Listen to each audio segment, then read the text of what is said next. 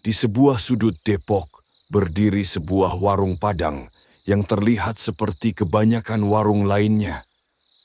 Dari luar, tidak ada yang mencurigakan. Cat dindingnya mulai memudar, spanduknya sedikit robek di ujung, dan aroma santan yang harum tercium sampai ke jalan raya. Tapi ada satu hal yang tidak pernah dipahami orang-orang. Warung itu tidak pernah sepi. Dari pagi hingga malam, pembeli berdatangan tanpa henti. Bahkan di hari-hari biasa, antreannya bisa mengular sampai ke depan minimarket sebelah. Beberapa orang pernah bertanya-tanya, kenapa warung ini selalu ramai? Tapi pertanyaan itu selalu hilang begitu saja, karena setiap orang yang masuk ke warung itu seolah-olah langsung lupa pada niat awal mereka untuk curiga. Dan malam itu, aroma masakan yang biasanya menggugah selera berubah menjadi sesuatu yang samar-samar amis. Sesuatu yang menempel di udara. Sesuatu yang hanya bisa dirasakan oleh mereka yang tidak sengaja tersesat ke dalam cerita ini.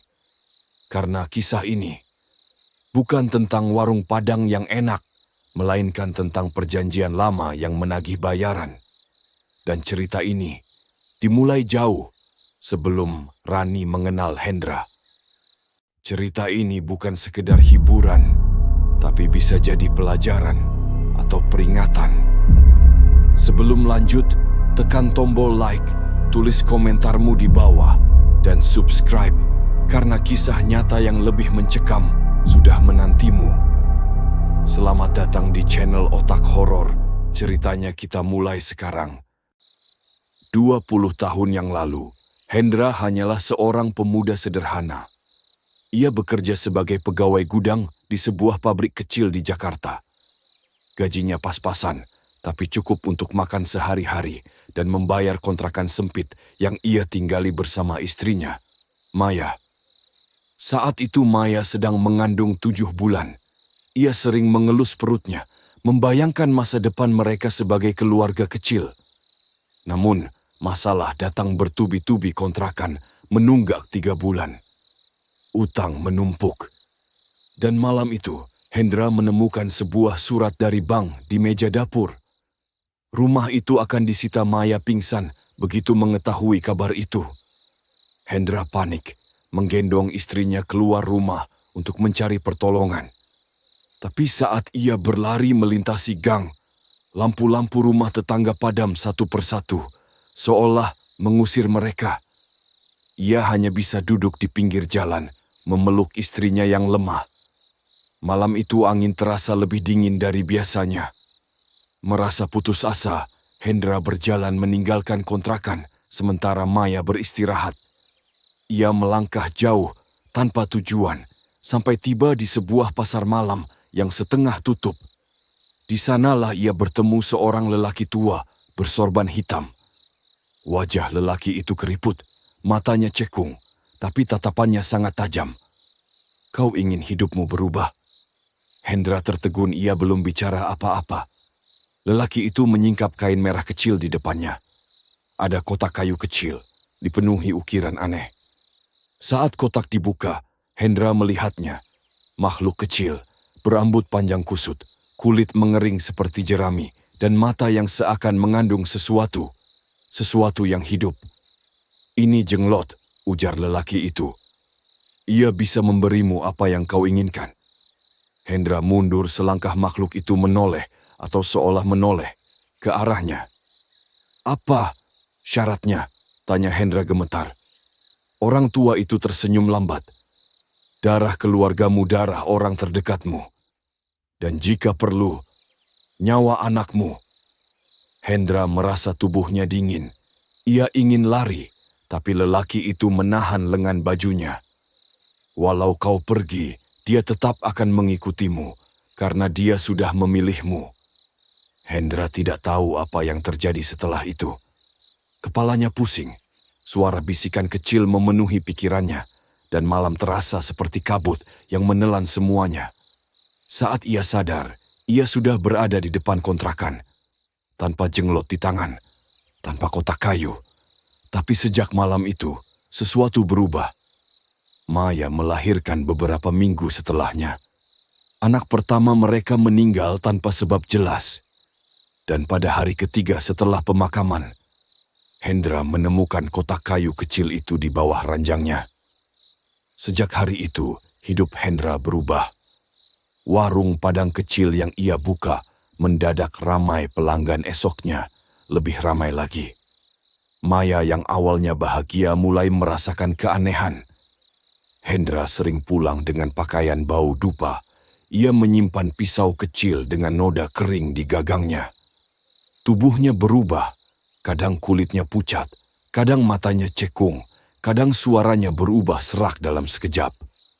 Dan setiap malam Jumat, Hendra melakukan sesuatu di dapur belakang.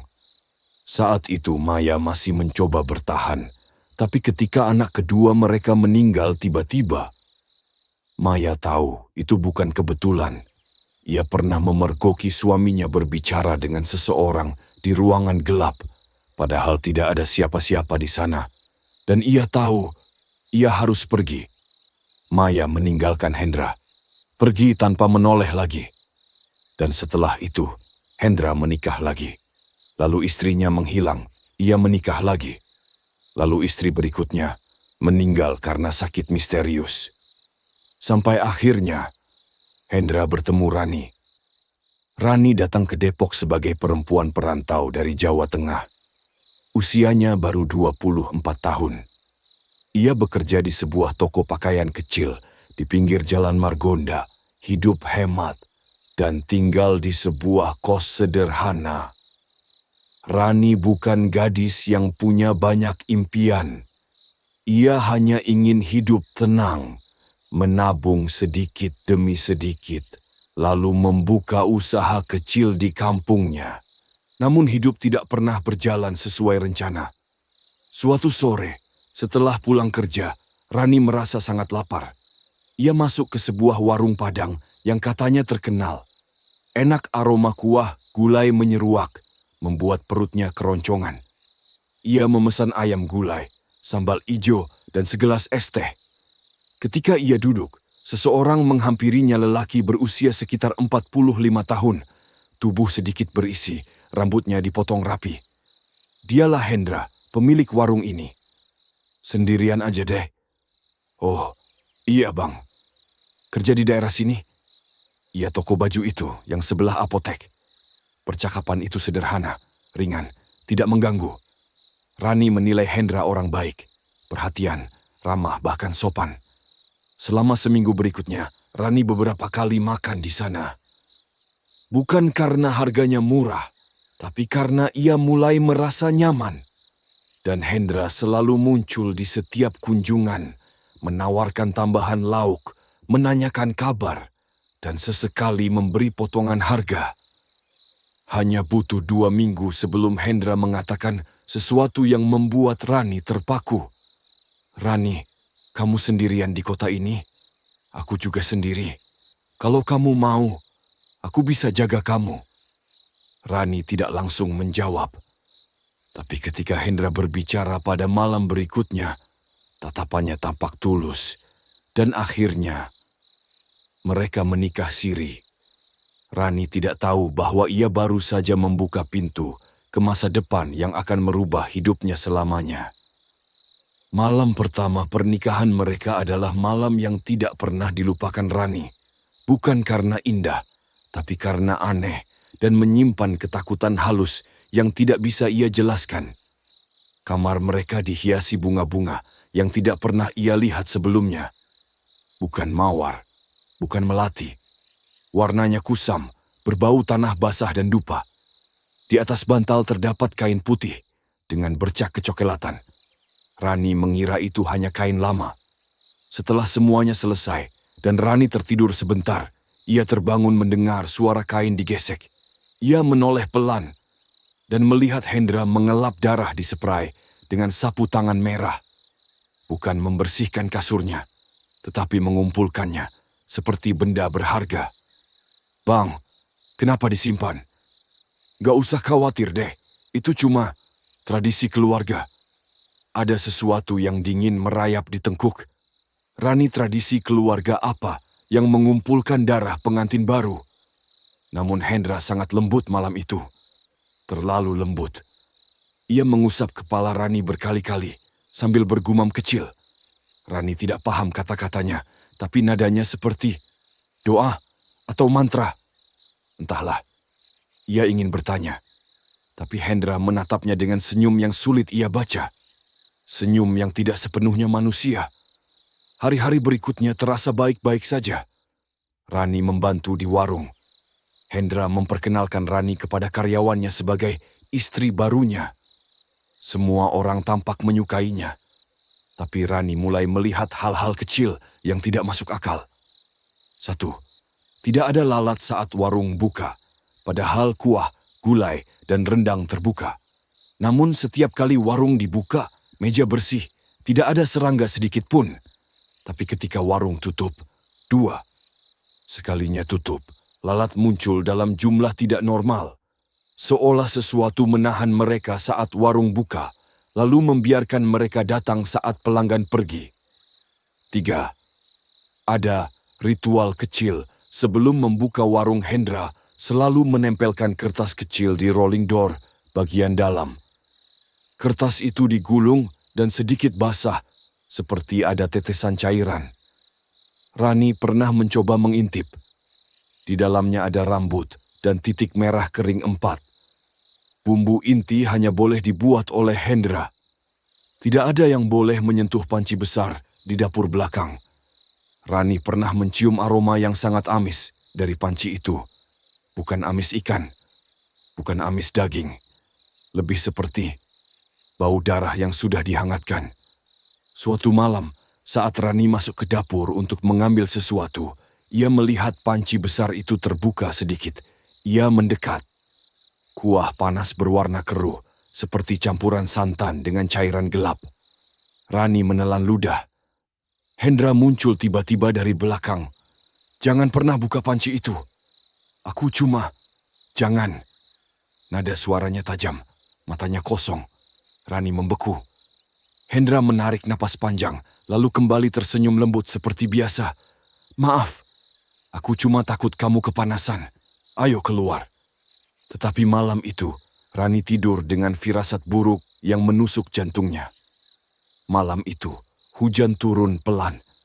Rintik-rintiknya menimpa atap rumah mereka, menghadirkan suara yang biasanya menenangkan. Tapi entah kenapa, malam itu justru terasa menekan dada Rani. Hendra bilang ia harus keluar sebentar, mengecek salah satu cabang warung. Rani menunggu di kamar, mencoba tidur sambil mendengar suara hujan. Pukul 11 malam, pintu rumah berdecit. Hendra pulang. Tapi ada yang aneh dengan langkahnya. Tidak seperti biasanya. Kakinya seperti diseret pelan, dan setiap langkah terdengar lebih berat. Seperti seseorang menahan sesuatu di dalam tubuhnya. Rani memejamkan mata pura-pura tidur.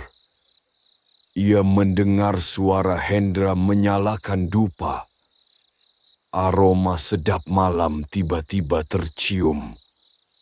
Aroma yang tidak pernah hilang dari rumah itu. Lampu kamar redup.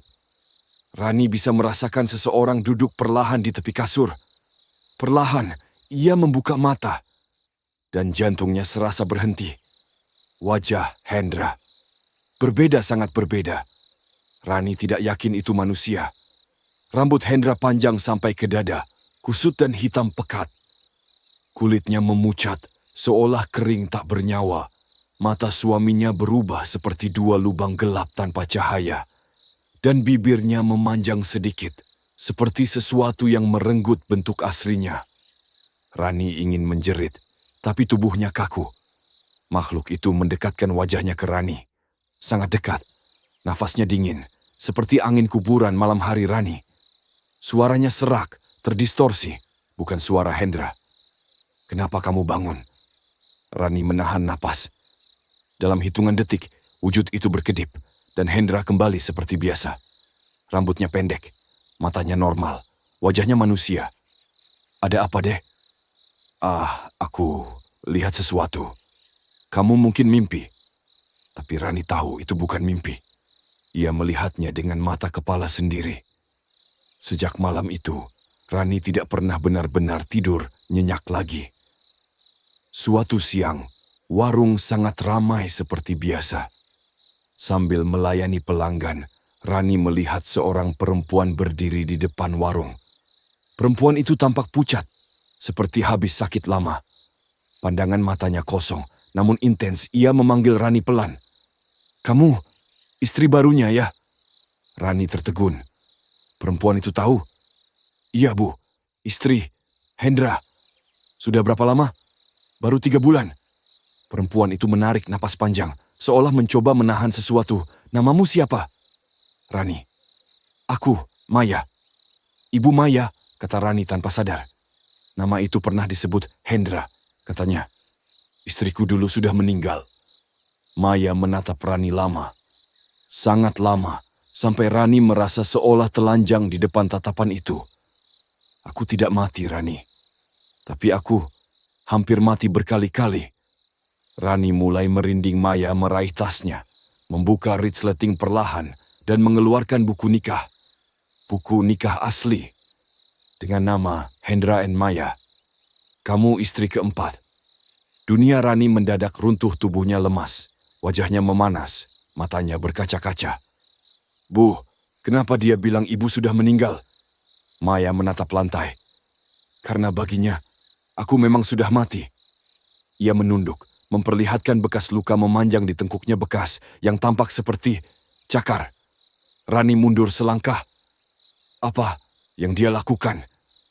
Bukan dia. Maya menahan air mata yang hampir jatuh. Makhluk yang tinggal bersamanya. Rani merasa tenggorokannya mengering. "Lari sebelum kamu tidak bisa lari lagi." Tapi Rani tidak tahu. Tubuhnya sudah mulai menjadi bagian dari ritual yang jauh lebih dalam. Malam itu, Rani menunggu Hendra pulang. Ia ingin jawaban. Ia ingin kebenaran. Ketika Hendra membuka pintu, wajahnya langsung berubah. Rani sudah duduk di ruang tamu dengan buku nikah Maya di tangannya. "Bang, kamu bohong tentang istrimu." "Aku bisa jelaskan. Kamu bilang dia meninggal." "Dia memang sudah mati, buatku." Hendra duduk pelan. Wajahnya kacau, tapi matanya tetap fokus. "Aku melakukan ini semua demi warung, demi hidup. Kamu tidak mengerti, Ran." "Apa itu? Makhluk itu, Bang?" Hendra menutup wajah dengan kedua tangannya. "Jenglot, itu bukan mainan. Dia hidup, dan dia memilih kita." Rani gemetar. "Kenapa darahku dikumpulkan? Itu syarat yang harus kupenuhi, agar usahaku tidak jatuh. Jadi aku tumbal." "Tidak, kamu bukan tumbal. Kamu bagian dari perjanjianku." Rani merasa muak. Ia berdiri, tapi tubuhnya goyah. Tiba-tiba ada rasa panas di bagian bawah tubuhnya. Saat ia cek ke kamar mandi, ada cairan aneh. Bukan darah menstruasi, bukan infeksi. Cairannya berbau sedap malam bercampur amis. Aroma yang sama dengan dupa ritual Hendra. Tubuh Rani bergetar hebat. Matanya berair, bukan karena sakit, tapi karena takut. Ketika Rani mencoba berjalan keluar kamar mandi, tubuhnya limbung dan hampir jatuh kalau saja Hendra tidak menangkapnya. "Kamu nggak apa-apa?" Kenapa ini? Aku kenapa, Bang?" "Itu bagian dari prosesnya." "Proses apa?" "Proses kamu diterima." Rani meronta Hendra, memegangnya erat, terlalu erat. "Bang, tolong lepasin, aku takut." "Kamu cuma butuh waktu. Setelah semuanya selesai, kamu bakal sembuh, kamu bakal hidup nyaman. Aku janji." Tapi janji itu terasa seperti jerat. Dan malam itu, Rani sadar. Ia sudah berada terlalu dalam. Sejak malam pengakuan itu, perubahan pada tubuh Rani semakin terasa. Pada hari-hari pertama, rasa lelahnya masih bisa dianggap wajar. Ia pikir itu karena bekerja di warung terlalu lama. Tapi lama-lama, rasa lelah itu berubah menjadi nyeri, menusuk pada bagian-bagian tertentu, perut bawah, punggung, hingga leher bagian belakang. Tiap bangun tidur, Tubuhnya bergetar, seperti baru saja mengalami demam tinggi. Hendra selalu membawanya minum air jahe, tapi aromanya aneh. Tidak seperti jahe biasa. Lebih tajam, lebih mirip dengan bau dupa ritual yang selalu membuat Rani pusing. Hari keempat, gangguan itu semakin kuat. Saat ia berdiri di dapur, Rani mendengar suara langkah kecil di belakangnya. Pelan, seperti kaki anak kecil yang sedang merayap di lantai. Ia menoleh, tidak ada siapa-siapa. Namun suara itu terdengar jelas lagi. Lalu mati saat Rani membuka kulkas. Ia melihat bayangan kecil melintas di lantai. Bayangan sebesar boneka dengan rambut panjang menjuntai. Rani terdiam. Ia mencoba menelan ludah, tapi tenggorokannya terasa kering. Di malam hari, gangguan semakin jelas. Lampu kamar sering berkedip. Kipas mati sendiri, pintu lemari bergerak sedikit tanpa ada angin. Dan yang paling membuatnya merinding, ketika ia tidur, ada suara nafas kecil di dekat lehernya, napas yang dingin. Seperti hembusan benda kecil yang berdiri tepat di sampingnya. Rani menangis diam-diam. Tolong, jangan ganggu aku. Tapi gangguan itu semakin intens. Hendra mengatakan semua ini normal. Dia lagi menilai kamu. Kalau kamu diterima, semua penyakitmu sembuh sendiri. Rani tidak mengerti apa maksud diterima. Tapi ia tahu, sesuatu sedang mengincarnya. Dulu, Rani jarang melihat Hendra melakukan ritual. Tapi sejak tubuhnya melemah, Hendra tampak makin sering menghilang malam-malam. Kadang ke dapur, kadang ke gudang, kadang ke ruko cabang kedua. Ia selalu membawa seikat bunga sedap malam, korek api sapu tangan merah, sebuah pisau kecil dengan gagang kayu. Rani pernah mengintip sekali. Ia melihat suaminya duduk bersila di depan panci besar. Di depannya ada mangkuk kecil berisi cairan merah pekat. Ini makanannya, terimalah. Hendra mencelupkan rambut panjang yang Rani tahu bukan miliknya ke dalam cairan itu. Lalu ia potong sedikit ujung rambut tersebut. Dan cairan di mangkuk bergerak, seperti berdenyut. Rani hampir pingsan. Ia menutup mulut, tak berani bersuara. Saat Hendra selesai, ia berdiri dan menutup panci itu lagi. Lalu merapikan semuanya seperti tidak terjadi apa-apa. Saat keluar dari dapur, ia mendapati Rani berdiri di ujung pintu. Kamu lihat apa? Ah, aku cuma mau minum. Jangan pernah masuk dapur kalau aku lagi kerja. Rani mengangguk, namun di wajahnya ketakutan tak bisa ia sembunyikan. Hendra memegang pipinya dengan kedua tangan. Tenang, semua ini untuk masa depan kita. Kata-kata itu seharusnya menenangkan. Tapi malam itu justru menjadi ancaman paling halus yang pernah Rani dengar. Beberapa hari kemudian, Rani memutuskan untuk membersihkan gudang kecil di belakang rumah. Hendra sedang di warung, jadi ia pikir itu waktu yang aman. Gudang itu gelap dan lembab. Banyak kardus berdebu, di antaranya peralatan masak lama yang jarang dipakai. Saat memindahkan barang-barang, ia melihat kotak kayu kecil yang dibungkus kain merah. Kainnya tidak dijahit, hanya dililitkan. Tapi ada noda hitam kecil di sudutnya. Rani merinding. Ia meraih kotak itu perlahan. Kotaknya berat, lebih berat daripada ukuran aslinya. Ketika ia membuka sedikit kain merah itu, ia melihat sejumput rambut hitam kusut, panjang dan kering, terjepit di antara celah kotak. Rani langsung ingin meletakkannya. Tapi sebelum kotak itu menyentuh lantai, berukak-kak. Pintu gudang terbanting keras, bukan karena angin. Rani terlonjak, hampir menjatuhkan kotak itu. Ia meraih gagang pintu, terkunci, tidak bisa dibuka. Dari balik pintu, ia mendengar suara kecil, suara berlari. Bukan langkah manusia, langkah kecil, seperti kaki makhluk mungil. Bergerak cepat dari ruang tamu menuju gudang. Rani mencengkeram kotak itu semakin erat. Jangan masuk, jangan masuk, jangan. Tapi suara itu berhenti tepat di depan pintu Henning. Lalu, tok, tok, tok. Ketukan kecil, seolah sesuatu sedang meminta masuk. Rani memejamkan mata, tubuhnya bergetar keras. Butuh waktu hampir 1 menit sebelum pintu tiba-tiba terbuka sendiri perlahan. Dan di ambang pintu, tidak ada siapa-siapa. Hanya kain sedap malam yang jatuh dari ambang pintu. Seakan baru saja diletakkan di sana, Rani buru-buru keluar dari gudang, menjatuhkan kotak itu, lalu menangis sepanjang malam. Ketika Hendra pulang, ia tidak menemukan kotak itu. Ia panik, marah, mencari di seluruh rumah. Akhirnya ia bertanya pada Rani, "Kamu lihat kotak kecil warna merah enggak?" "Gegak, Bang, enggak lihat." Hendra memelototkannya. Wajahnya berubah sangat gelap. Namun ia tidak berkata apa-apa lagi. Rani tahu ia baru saja menyentuh batas yang tidak boleh disentuh. Dan batas itu semakin dekat dengannya. Hujan sore itu turun lebih deras. Dari biasanya langit gelap seperti mau runtuh. Rani duduk di ruang tamu dengan kepala pusing, sementara tubuhnya lemas seperti habis demam panjang. Tiba-tiba terdengar ketukan halus di pintu, tok, tok, tok. Rani membuka pintu perlahan. Di depan pintu berdiri Maya, perempuan pucat yang pernah memperingatkannya. Kali ini wajahnya lebih kusut, matanya bengkak, tubuhnya lebih kurus. "Rani, aku harus ngomong sama kamu."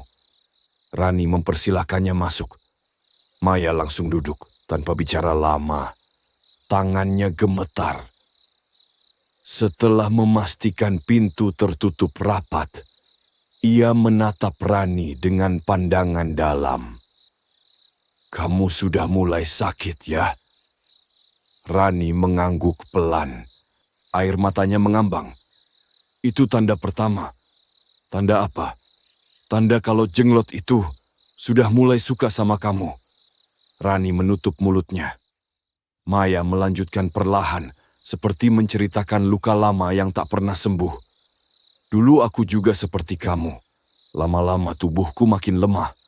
Sampai aku nggak bisa bangun dari kasur selama berhari-hari." Rani menelan ludah. "Terus, kamu kenapa bisa lepas?" Maya menggeleng dengan senyum sedih. "Aku nggak lepas, aku cuma lari. Aku putuskan kabur sebelum jenglot itu sepenuhnya menempel di tubuhku."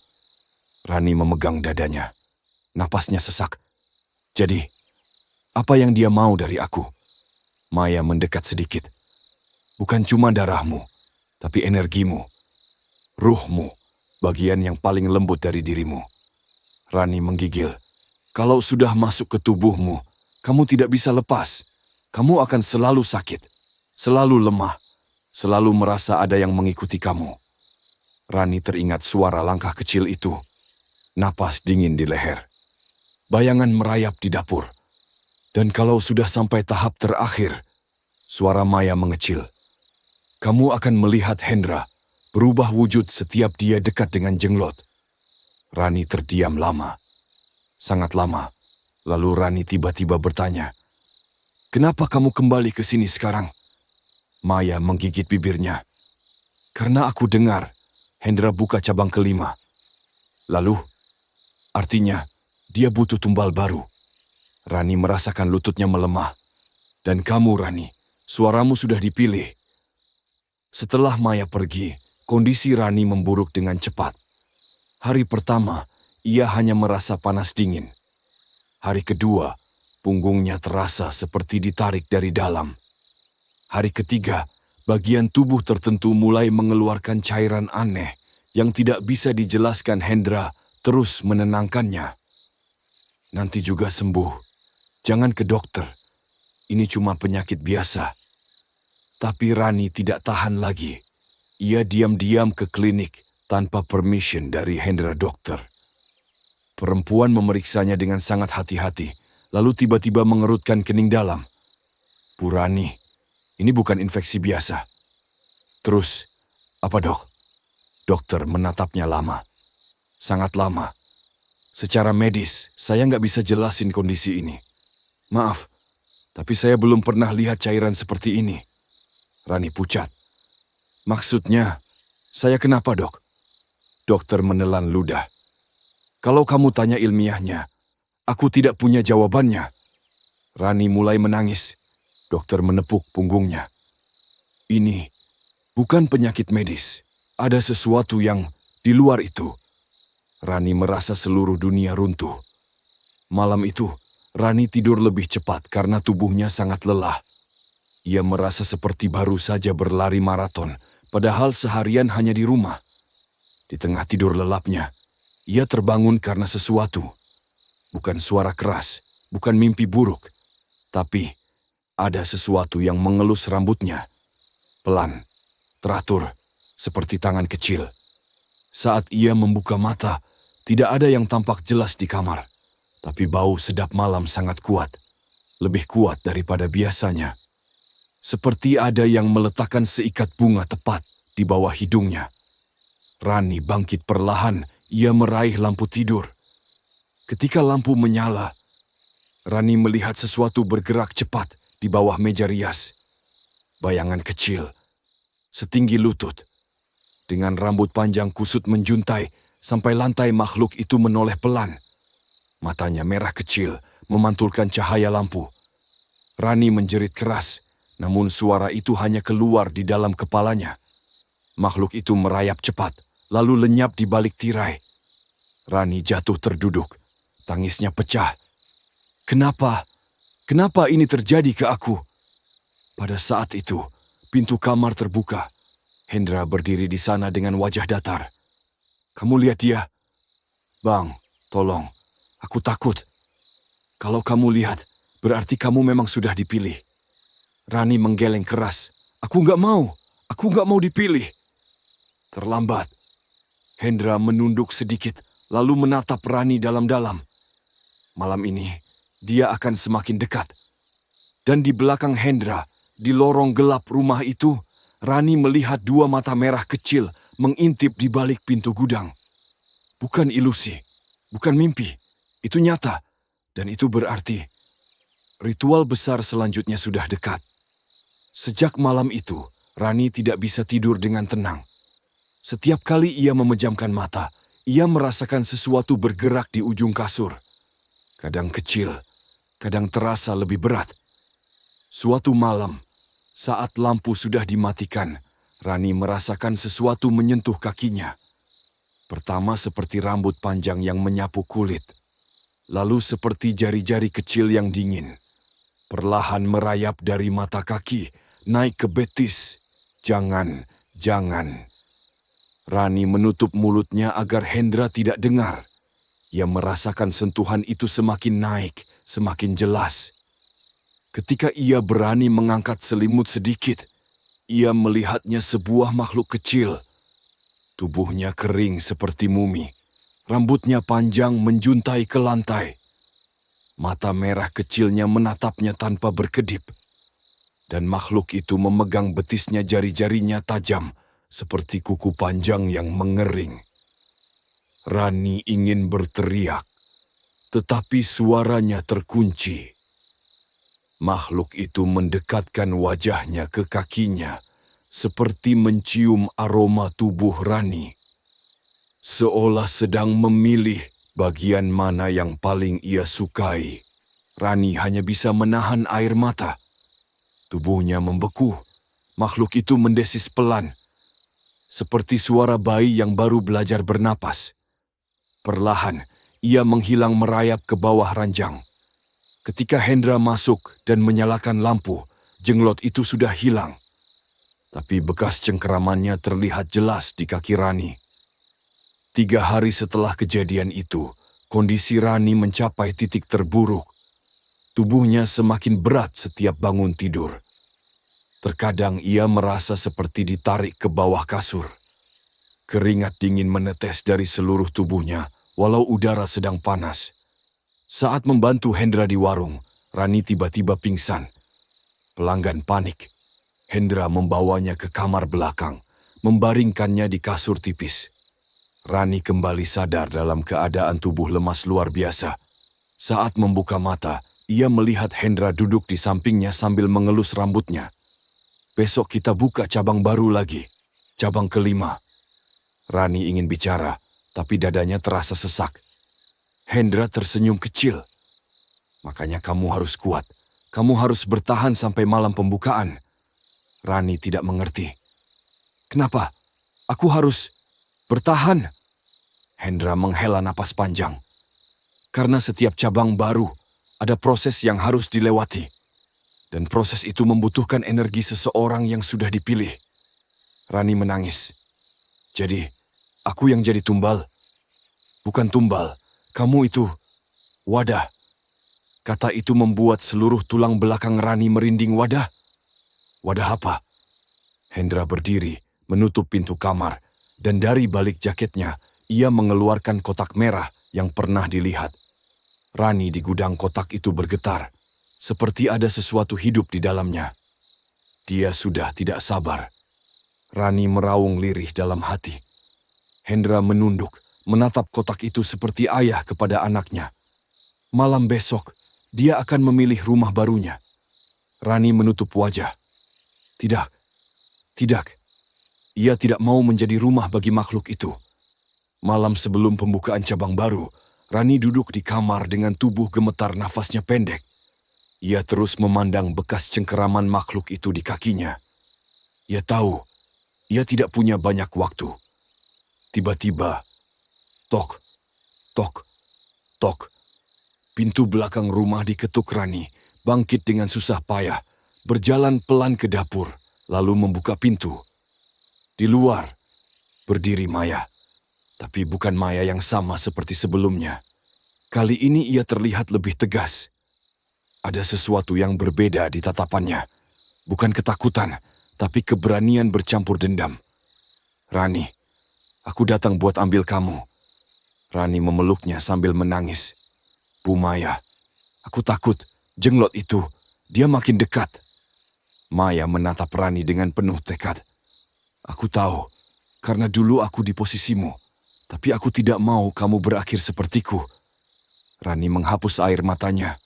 Bu, aku harus gimana? Maya menggenggam tangan Rani erat. Kita akan memutuskan perjanjian itu. Ada seseorang yang bisa bantu kita. Rani menahan napas. Siapa? Maya menatapnya dengan mata penuh ketegasan. Ulama yang pernah menyelamatkanku. Dia satu-satunya yang bisa melawan jenglot itu. Rani terbelalak. Tapi, Hendra bukan masalahnya. Maya menatap ke arah rumah. Yang jadi masalah adalah makhluk yang memakai Hendra. Rani merinding. Maya menggenggam bahunya. Aku akan bawa kamu malam ini juga, sebelum jenglot itu masuk terlalu jauh. Tetapi tiba-tiba, suara sesuatu jatuh dari ruang tamu. Brak! Maya menoleh cepat, matanya melebar ketakutan. Rani merinding sampai tulang. Keduanya tahu, itu bukan suara manusia. Dan itu berarti, jenglot sudah tahu. Rani mencoba melarikan diri. Maya langsung menarik tangan Rani. Kita harus pergi. Sekarang juga. Rani mengangguk, tubuhnya gemetar. Keduanya jalan cepat ke pintu belakang. Tapi baru beberapa langkah. Tok! Tok! Tok! Suara langkah kecil berlari di lantai ruang tamu. Cepat, tak beraturan. Seperti makhluk kecil yang sangat lincah. Rani menahan napas Maya, meraih tas Rani, menyampirkannya ke bahu. Kamu kuat? Sedikit. Kalau kamu jatuh, aku gendong. Maya memegang tangan Rani erat-erat. Membukanya pintu belakang. Angin malam masuk. Dinginnya berbeda, seperti menyayat kulit. Mereka keluar rumah, menyusuri gang kecil. Hujan gerimis turun. Lampu-lampu jalan berkelip. Baru 10 meter berjalan, Rani mendengar suara lain. Suara pintu rumahnya terbuka. Cereak! Diikuti langkah pelan, sangat pelan. Seakan makhluk itu sedang mencium udara, mengikuti aroma tubuh. Rani Maya mempercepat langkah. Jangan menoleh. Tapi, jangan.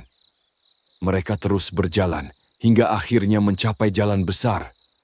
Sebuah mobil putih tua berhenti di depan mereka. Seorang laki-laki sekitar 50-an keluar dari mobil dengan sorban coklat dan wajah teduh. "Kalian terlambat," katanya cepat, tapi suaranya lembut. Makhluk itu sudah mulai keluar dari rumah. Maya menarik napas panjang. "Ustadz, tolong, dia yang dipilih." Ustadz itu menatap Rani dalam-dalam mata yang tajam, tapi penuh iba. "Saya sudah lihat tanda-tandanya. Makhluk itu sudah menempel setengah." Rani memegang perutnya. Ia merasa ada sesuatu yang bergerak di dalam dirinya. Bukan secara fisik, tapi seperti energi gelap yang menelan dari dalam. "Ustadz, saya bisa diselamatkan, kan?" Laki-laki itu tidak langsung menjawab. "Ayo masuk, kita bicara di dalam." Maya membantu Rani naik ke mobil. Begitu pintu ditutup, suara langkah kecil terdengar dari ujung gang. Tok, tok, tok. Seperti sesuatu yang berlari mencari mereka. Mobil langsung melaju. Rani menutup mata, menahan air mata yang jatuh. Malam itu, untuk pertama kalinya, ia merasa harapan masih ada. Walau kecil, walau samar. Sementara itu, Hendra berada di cabang kelima, ruko baru yang akan dibuka besok subuh. Ia duduk di tengah ruangan kosong. Lampu padam. Hanya ada lilin-lilin kecil menyala di sekelilingnya. Di tengah ruangan ada satu kotak kayu merah. Kotak itu bergetar seperti jantung makhluk. Hidup Hendra memejamkan mata. Ia merapal mantra pelan, bahasa yang tidak pernah Rani dengar sebelumnya. Perlahan, rambutnya memanjang. Kulitnya memucat, punggungnya melengkung sedikit, seakan berubah bentuk. Wajahnya mulai bukan wajah manusia. "Mana Rani?" Suara serak keluar dari bibirnya. "Dia harus kembali. Dia harus jadi milik kita." Dalam kegelapan ruangan, suara lain terdengar. Suara kecil, seperti bisikan anak-anak. "Dia kabur. Cari, cari. Rani milik kita." Hendra menggenggam kotak kayu erat-erat. Besok, ritualnya harus selesai. Tanpa dia, semuanya akan hancur. Cahaya lilin bergetar. Dan dari dalam kotak, dua mata merah kecil perlahan membuka. Mobil yang membawa Rani dan Maya berhenti di depan sebuah rumah sederhana dengan pagar besi rumah. Itu jauh dari kota, berada di area yang sepi, dekat sebuah kebun bambu. Ustadz mengajak mereka masuk ke ruang tamu. Wangi kayu cendana memenuhi ruangan. "Duduklah Rani," katanya. Rani duduk perlahan. Tangannya bergetar hebat. Ustadz membuka sebuah kitab kecil, lembarannya sudah usang. Lalu ia membuka foto-foto tua hitam putih. "Rani, makhluk yang menempel padamu itu bukan jenglot biasa." Rani menutup mulut. Maya menunduk. Ia adalah penunggu perjanjian yang digunakan seseorang untuk memanggil rezeki lewat darah manusia. Perjanjiannya sudah berjalan lebih dari 20 tahun. Rani meneteskan air mata. "Tapi kenapa aku dipilih?" Ustadz menatapnya serius. "Karena kamu adalah perempuan yang paling bersih yang pernah ia temui. Energi kamu lembut, dan itu cocok untuk menjadi wadah." Rani terisak. Kalau dia masuk ke tubuhku, apa yang terjadi?" Ustadz menarik napas panjang. Ia memasukkan foto-foto itu ke meja. "Berarti kamu tidak akan jadi dirimu sendiri. Dia akan tinggal di tubuhmu. Hendra akan punya hubungan denganmu.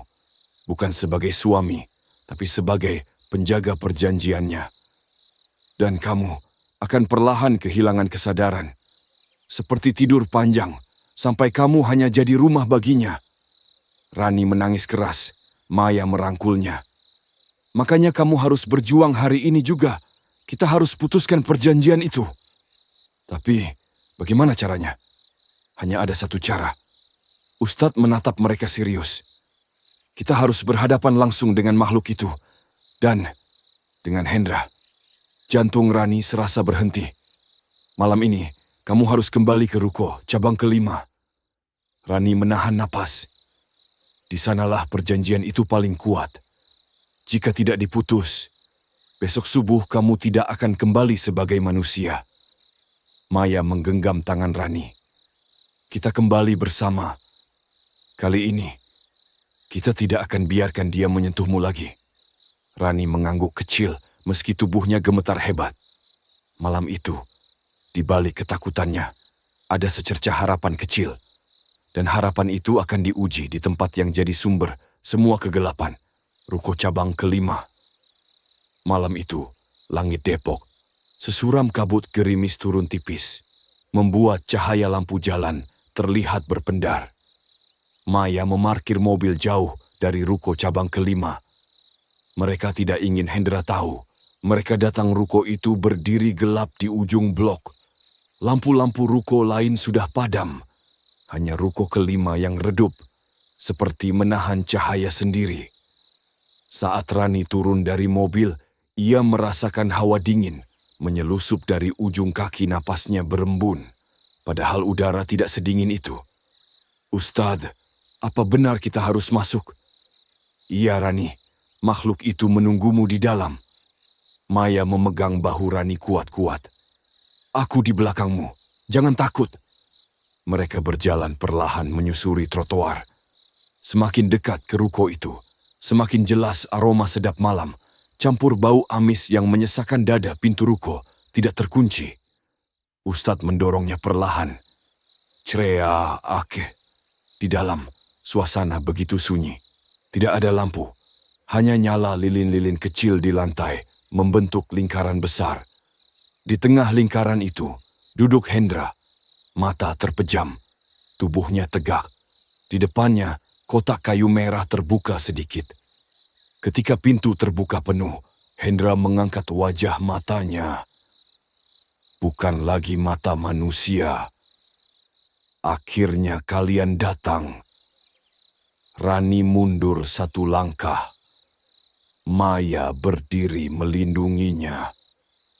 Ustadz melangkah maju. Hendra, lepaskan dia. Perjanjianmu akan berakhir malam ini. Hendra tertawa pelan. Suara yang bukan suaranya, lebih serak, lebih panjang. Kalian pikir bisa cabut perjanjian yang sudah berjalan 20 tahun? Kalian pikir jenglot itu cuma boneka kecil? Ia berdiri perlahan, dan saat ia berdiri, tulang belakangnya melengkung.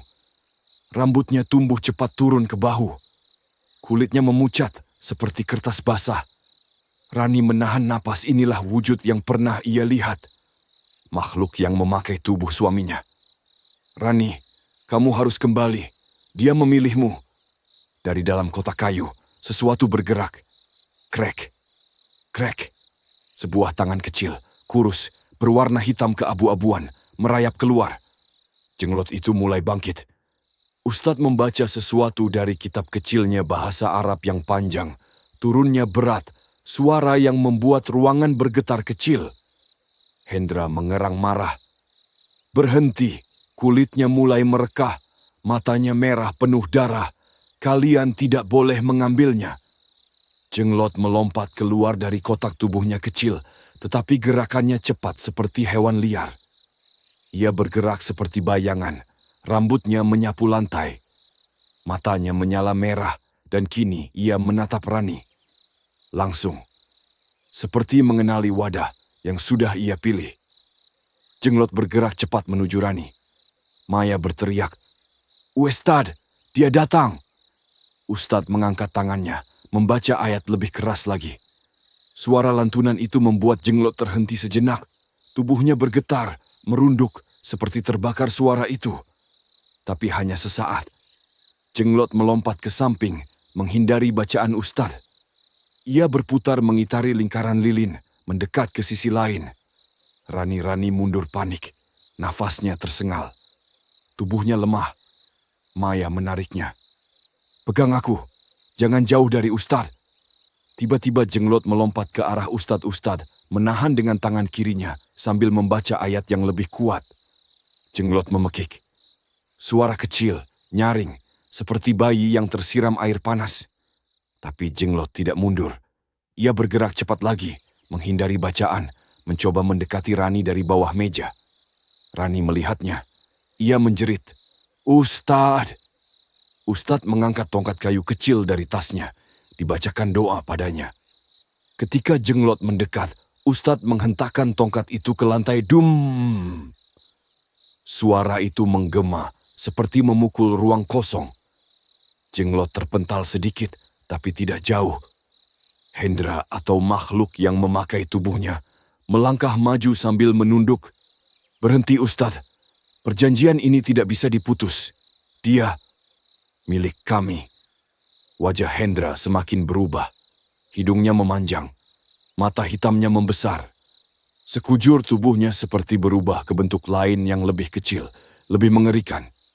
Rani menangis keras. Bang, tolong, jangan gitu. Jangan. Tapi makhluk itu hanya menatap Rani seperti menatap makanan Ustadz berdiri di antara mereka. Hendra, ingat siapa kamu. Ingat keluargamu. Ingat masa lalumu. Hendra bergoyang. Tubuhnya bergetar. Matanya berganti-ganti. Merah, lalu kembali hitam, lalu merah lagi. Aku, Rani. Ada sepersekian detik ketika Hendra kembali. Tatapannya seperti suami yang ia kenal.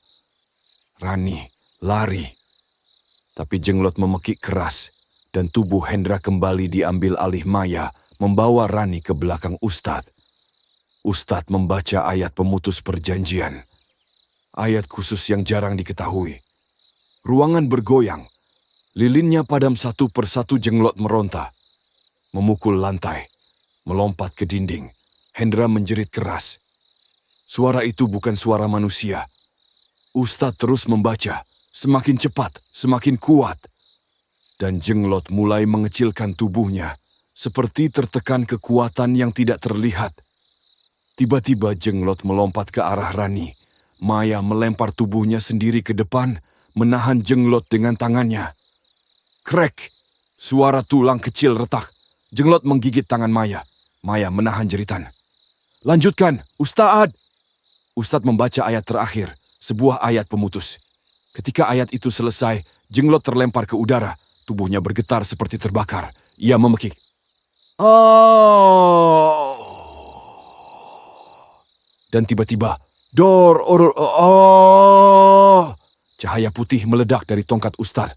Jenglot jatuh ke lantai. Tubuhnya mengecil, lalu mengeras menjadi batu kecil, abu-abu, seperti patung mini tak bernyawa. Hendra jatuh pingsan. Tubuhnya kembali normal. Rambutnya pendek lagi.